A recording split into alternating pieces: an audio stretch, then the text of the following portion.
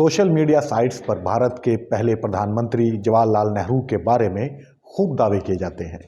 उन्हीं में से एक दावा ये भी किया है कि उन्होंने नेपाल भारत विलय के प्रस्ताव को ठुकरा दिया था। संजीव कुमार दास नामक फेसबुक यूजर ने एक लंबा चौड़ा पोस्ट लिखा है। इस पोस्ट में संजीव ने नेहरू की 8 गलतियां शुमार करवाई हैं। सबसे पहली गलती में संजीव ने दावा किया है कि सन 1949 में नेपाल के राजा ने नेपाल को भारत में विलय करने का प्रस्ताव दिया था।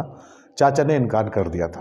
यंगिस्तान.in द्वारा पब्लिश आर्टिकल में यह भी दावा किया गया है कि भारतीय जनता पार्टी के वरिष्ठ नेता सुब्रमण्यम स्वामी ने भी 4 जून 2020 को एक ट्वीट कर यही दावा किया था। उन्होंने अंग्रेजी में लिखा था, आज ऐतिहासिक अभिलेखों से नेहरू की एक और मूर्खता सामने आई है। जब राणाओं का नेपाल पर शासन था और नेपाल की राजशाही भारत में थी।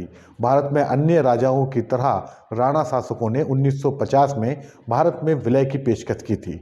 नेहरू ने मना कर दिया। एक परिवार में एक आनुवंशिक दोष चलता है, इसलिए परिवार के शासन को हटा दें।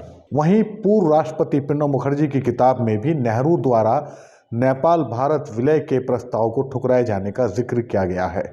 नेपाल भारत विलय के विषय पर हमने कुछ कीवर्ड की मदद से गूगल पर सर्च किया। हमें कुछ मीडिया हाउसेज द्वारा पब्लिश रिपोर्ट्स मिली। प्रभा साक्षी द्वारा पब्लिश एक रिपोर्ट में बताया गया है कि नेपाल का राजघराना राणा ने 1846 से 1951 तक राज किया। ये खुद को अलग थलग रखने की नीति पर चलता था। राजा त्रिभुवन 1911 से नेपाल के राजा थे।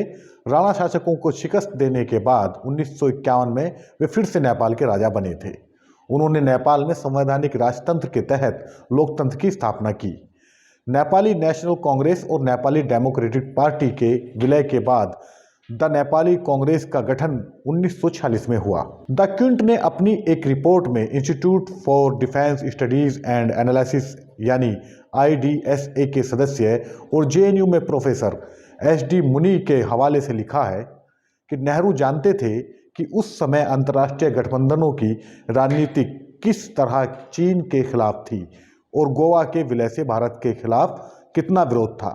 इसलिए तकनीकी कारणों से नेपाल को भारत में मिलाने को नेहरू ने संभव नहीं माना था, लेकिन नज़दीकी रिश्तों की बात 1950 की संधि में ज़रूर थी, जो राणा के समय ही हुई थी। रिपोर्ट में पूर्व राजदूत डॉक्टर लोकराज बरल को कोट किया गया है। ये एक अफवाह है, राणा नहीं बल्कि राजा त्रिभुवन ने यह कहा था, लेकिन ये सिर्फ अफवाह भर थी। मुझे नहीं लगता कि राणा नेपाल को भारत में मिलाना चाहते थे। मुझे अभी तक कोई सबूत नहीं मिला है।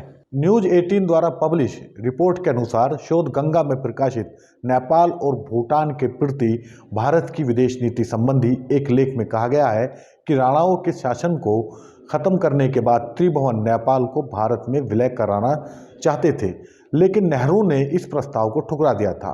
लेकिन प्रोफेसर मुनि स्पष्ट कहते हैं कि त्रिभुवन की तरफ से कोई ऐसा स्पष्ट प्रस्ताव नहीं था। प्रोफेसर मुनि इस बारे में बताते हैं कि एक तो त्रिभुवन ने जब संघीय ढांचे का विरोध किया था तब भी किसी विलय की बात नहीं कही गई थी। दूसरे, भारत के विदेश मंत्रालय के पास ऐसा कोई दस्तावेज नहीं जो यह साबित कर सके कि नेहरू के पास ऐसा प्रस्ताव आया था। ये महज अफवाहें रही हैं। इस बारे में जानकारी के लिए DFRAC ने इतिहासकार, लेखक और thecredible.history.com के संस्थापक अशोक कुमार पांडे से बात की। उन्होंने DFRC से कहा, मुझे समकालीन इतिहास पढ़ते वक्त कहीं ऐसा कोई संदर्भ नहीं मिला जिसमें नेपाल के भारत से विलय का कोई प्रस्ताव हो। नेपाल इतिहास में कभी भी भारत का हिस्सा नहीं रहा। अंग्रेजी शासन में भी वह एक आज़ाद देश और अंग्रेजों का मित्र था। इस तरह की अफवाह सिर्फ नेहरू को बदनाम करने की गंदी मुहिम का हिस्सा है। डिफ्रैक के इस फैक्ट चेक से स्पष्ट है कि नेपाल भारत विलय का प्रस्ताव एक अफवाह है, क्योंकि कहीं किसी सरकारी दस्तावेज में इसका कोई उल्लेख नहीं मिलता।